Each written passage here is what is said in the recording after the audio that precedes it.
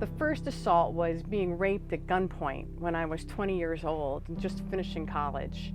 That had been an absolutely traumatic event, life-shattering, life-changing.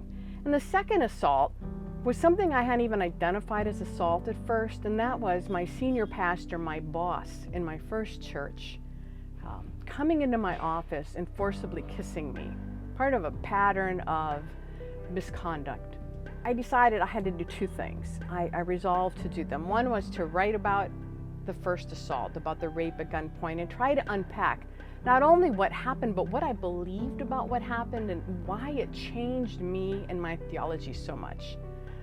And the other was I wanted to pursue justice against my senior pastor. He'd retired, but I could still bring charges against him through the church courts. So I did that.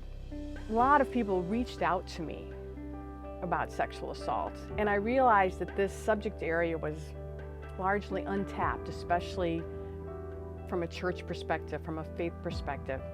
And then in 2017, the Me Too movement began, and the whole dialogue and culture started to shift, but the church's dialogue didn't shift, not the ways I wanted to see it shift. So I thought of Me Too as a gift to the church, and I started to work on this book.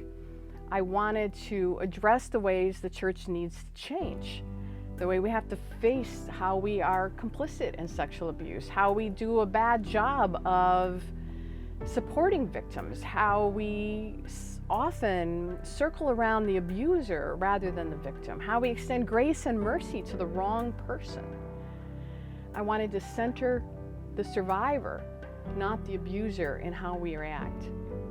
And I also wanted the church to see how sexual assault is part of the abuse of power, and that churches so often cling to these dynamics of power.